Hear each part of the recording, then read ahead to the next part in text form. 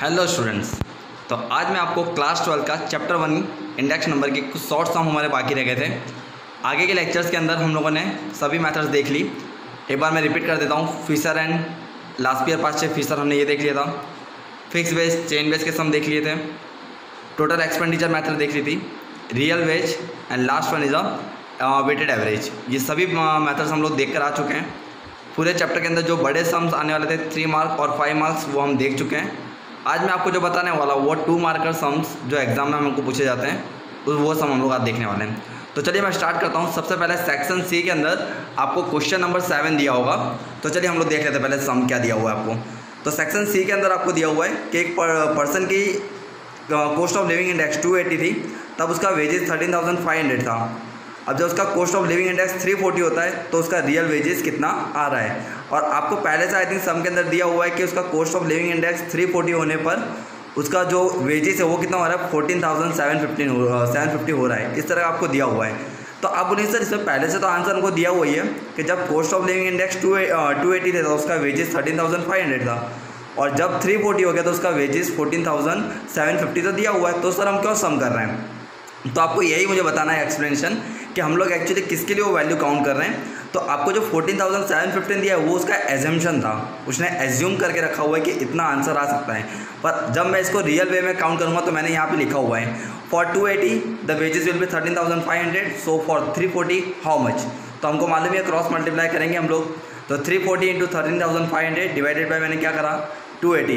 तो real answer मेरा क्या आना चाहिए था 16,392.86, पर मैंने काउंट कितना करा था 14,715। ओके चलिए, तो फिर आपको उसके अंदर दिया है कि आपको लॉस हो रहा है या प्रॉफिट हो रहा है, तो आपको ये बताना होगा।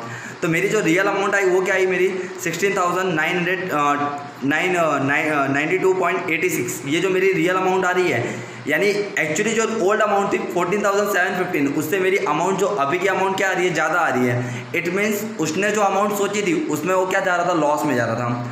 जनरली जब ये सब मैं बच्चों को करा था तो मैं उनको ऐसा बोलता था कि आपने सपने में कितना रुपया देखा हुआ था 14,750 रुपये आपने देखे हुए थे, पर आपको रियल में कितने मिलने वाले थे 16,092। ओके, इतने रुपीज़ आपको मिलने वाले थे 16,392, इतने रुपीज़ आपको मिलने वाले थे। तो आपने जो अमाउंट देखी थी वो क्या देखी थी कम। इट मीन्स आपको क्या हो रहा था लॉस हो रहा था। क्लियर? तो आप इस तरह से सम को याद रख सकते हैं। ओके चलिए, उसके बाद एक सम नंबर 9 है। वहाँ पर रेट ऑफ इन्फ्लेशन 2 मार्कर में ये सम कभी पूछ लेते हैं, इसलिए मैंने करा हुआ। ज़्यादा कोई इतना मोस्ट इंपॉर्टेंट क्वेश्चन नहीं है, पर हम लोग देख लेते हैं एक बार। तो रेट ऑफ इन्फ्लेशन के लिए एक फॉर्मूला लिखा हुआ है मैंने यहाँ पे, current year index minus base year index divided by base year index into 100। ये फॉर्मूला है। इस सम के अंदर आपको है ना पहले से करंट ईयर और बेस ईयर की इंडेक्स वैल्यू दी होगी। तो करंट ईयर की मुझे दी हुई है 181.2 माइनस बेस ईयर की 177.6। अगेन बेस ईयर का इंडेक्स मैं रख दूंगा इंटू 100। जस्ट खाली फॉर्मूला आपको रिमेंबर करना है। After that you have to just put the value and calculate it. Okay, तो रेट ऑफ इन्फ्लेशन कितना आ रहा है मेरा 2.03%। ओके चलिए, क्वेश्चन नंबर 10 आ रहा है। एक बहुत ही ईजी सम, ये तो आपको मालूम ही पड़ गया होगा सम, क्योंकि ये सम हम लोगों ने बड़े क्वेश्चन के अंदर देखा हुआ था। आपको इंडेक्स वैल्यू और वेट ऑनली फॉर काउंट करना है, और आपको दिया हुआ है 315 इंक्रीज़ हो रहा है, फिर क्या हो रहा है 328 इंक्रीज़ हो रहा है। तो आपको क्या मालूम है कि मैंने आपको बताया था कि आपको 100 ऐड कर देना है। सो आई और डब्ल्यू आप काउंट करेंगे, after that I into W करेंगे, आपको आंसर मिल जाएगा। ये मेथड आपको बहुत ही ईजिली क्लियर हो चुका होगा। ओके चलिए, उसके बाद का एक सम है नीचे 11 नंबर का। For year 2014 the index is 100 and income will be 25,000। For year 2016 the index is 120, then how will be income. इस तरह का सम अभी हाल ही हम लोग देख कर आए थे आगे। इस तरह से मैं इस सम को कर सकता हूँ। यानी जब 2014 था तो इंडेक्स वैल्यू अगर ना दिया हो तो हम लोग क्या लेते हैं उसके लिए 100 ले लेते हैं हर एक सम के लिए, कि अगर कभी भी कॉस्ट ऑफ लिविंग इंडेक्स ना दिया हो तो हम लोग क्या लेते हैं 100 लेते हैं। ये तो मैंने आपको बड़े सम्स के अंदर बताया हुआ था। तो यहाँ पे इंडेक्स वैल्यू मैंने कितने ली हुई है 100, तो उसका जो इनकम था वो कितना था 25,000। और जब 2016 में उसकी इंडेक्स 120 है तो उसका इनकम कितना होगा। बट ऑब्वियस मैं आपको एक और आंसर भी बता रहा हूँ इसके अंदर कि आपको आपका आंसर सही जा रहा है या गलत आपको कैसे पता चलेगा। 100 पे उसकी वैल्यू 25,000 थी, अब उसका कॉस्ट ऑफ लिविंग इंडेक्स 120 यानी बढ़ा है कि कम है। 100 से ज़्यादा है ना, तो उसकी इनकम भी क्या आनी चाहिए, ज़्यादा आनी चाहिए। इसीलिए देखिए मैंने क्या करा हुआ है 25,000 into 120 divide by 100, so I got 30,000। अगर यहीं पे ऐसा होता कि 2016 के अंदर उसकी इंडेक्स वैल्यू 80 होती तो हमको आंसर क्या मिलता 25,000 से कम मिलता। इस तरह से आप आपका आंसर चेक कर सकते हैं कि आपका आंसर रॉन्ग जा रहा है या राइट है। ओके चलिए, वो भी क्लियर हो गया होगा। उसके बाद आता है सम नंबर 12। बहुत ही ईजी है। उसके अंदर आपको करंट ईयर और बेस ईयर की वैल्यू दी हुई है और हमको इंडेक्स वैल्यू काउंट करना है, और इंडेक्स वैल्यू का हमको फॉर्मूला पता ही है, I equal to P1 upon P0 into 100 करके मैं यहाँ से काउंट कर सकता हूँ। सो P1 मेरा कितना था 20,000, P0 मेरा था 16,000 इंटू मैं 100 करूँगा तो मुझे वहाँ पे वैल्यू काउंट हो जाएगी इजीली। क्लियर है। चलिए उसी तरह 30 नंबर का सम भी है। 30 नंबर के सम के अंदर आपको दिया हुआ है कि एक वैल्यू है, उसकी वैल्यू क्या हो रही है 9.5 टाइम्स क्या हो रही है इंक्रीज़ हो रही है। तो इंक्रीज़ हो रही है तो यहाँ पे मैंने एक वैल्यू लिया हुआ है, क्या लिया हुआ है मैंने यहाँ पे 1 लिया हुआ है। ऑलवेज आप लोग याद रखिएगा कि अगर कभी भी आपको ऐसा इंक्रीज़ और डिक्रीज़, आप बोले सर अभी तक आपने 100 बोला हुआ था, बट अब आप ये हमको 100 से भी कर सकते हैं तो भी आपको आंसर मिल जाता। पर यहाँ पे आंसर मुझे किस फॉर्म में दिया हुआ है, रैशनल फॉर्म में दिया हुआ है, 9/5 यानी रैशनल फॉर्म में दिया हुआ है ना, इसलिए मैंने उसको क्या करा 1 कर दिया है। ओके, अब 1 के अंदर कितनी वैल्यू इंक्रीज़ हो रही है 9/5, सो 1 + 9/5 क्रॉस मल्टीप्लाई करूँगा मैं, 5 × 1 = 5, 5 + 9 divided by 5, so I got 14/5। बस ये तो अब मुझे क्लियर हो गया। अब मैं इंडेक्स वैल्यू का फॉर्मूला रख दूंगा, P1 upon P0 into 100, so 14/5 into 100, so I got 280 is my final answer. Clear है। चलिए उसी तरह का एक सम नंबर 14 आ रहा है, बहुत ही ईजी सम है ये भी। आपको फिशर का फॉर्मूला दिया हुआ है इक्वल टू अंडर रूट में आप IL इंटू IP कर देंगे।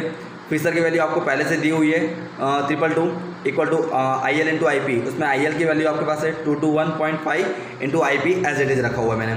अब मैंने क्या करा, एक्चुअली मेरे पास IP मुझे काउंट करना है, जबकि IP की वैल्यू तो मेरे पास है नहीं, तो सामने वाला जो अंडर रूट है अगर वो मैं यहाँ पे ले आऊँगा वो कहाँ चला जाएगा, लेफ्ट हैंड साइड पे चला जाएगा, तो वहाँ पे क्या हो जाएगा उसका स्क्वायर हो जाएगा। तो 222 का मैंने क्या करा स्क्वायर करा, सो आई गॉट 49,284, और उसके बाद जो IL की वैल्यू थी 221.5 उससे मैंने उसको क्या कर दिया है डिवाइड कर दिया है, so I got IP 222.5 is my final answer. Okay चलिए इसी तरह का एक सेक्शन डी का सम नंबर 14 है, बहुत ही इंपॉर्टेंट क्वेश्चन है और थोड़ा सा डाउटफुल क्वेश्चन है।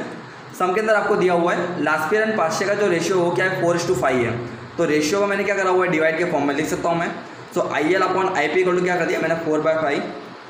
IL और IP में से क्या करता हूँ मैं किसी भी एक को बेस मान लेता हूँ। जस्ट फॉर एग्जाम्पल मैंने IL को बेस लिया है, अब मैंने क्रॉस मल्टीप्लाई करा, सो 4/5 IP कहाँ चला गया सामने क्रॉस मल्टीप्लाई में चला गया। अब मेरे पास फॉर्मूला क्लियर ही है मुझे कि IF का फॉर्मूला होता है मेरा under root IL into IP। IF की वैल्यू आपको पहले से दी हुई है 150 इक्वल टू, अब जहाँ पे मुझे IL दिखेगा वहाँ पे मैं क्या रख दूँगा 4/5 IP into IP as it is, क्योंकि IP की वैल्यू तो मुझे काउंट करनी है। सो अगेन वही जो अभी मैंने यहाँ पे करा था, अंडर रूट यहाँ पे लिया होगा तो क्या हो जाएगा स्क्वायर, सो 150 का whole square equal to 4/5 IP into IP, I got IP square. अब 150 का मैंने स्क्वायर करा तो आई गॉट 22,500। अब 4/5 को मैं अगर यहाँ पे लाऊंगा तो क्या हो जाएगा रिवर्स ऑर्डर में, 5 कहाँ चला जाएगा ऊपर एंड 4 कहाँ आ जाएगा नीचे डिवाइड में आ जाएगा equal to IP square. So मैंने जब 22,500 इंटू 5 डिवाइड बाई 4 करा, so I got 28,125, I got the value of IP square. पर I have to find the value of IP, so I just put the value 28,125 into under root, then I will get 167.71। Clear है। तो ये सभी क्या हो गए short सम जो आपको एग्जाम के अंदर 2 मार्क्स और 3 मार्क्स के अंदर आपको जनरली आ सकते हैं। ओके, तो ये जितने भी सम मैंने आज के आपको एक्सप्लेनेशन दिए सभी सम बोर्ड के अंदर जनरली पूछे गए हैं। ओके, और ये सभी सम क्या इस तरह का होता है कि जनरली बोर्ड के अंदर क्या होते हैं ये सम रिपीट होने के चांसेस बहुत ज़्यादा होते हैं। क्लियर है, इसलिए आप एक बार देखेंगे तो आपको ये सभी सम क्लियर हो जाएंगे। अगर इसके अलावा आपके कोई भी डाउट्स हो आप मुझे कभी भी पूछ सकते हैं। Thank you.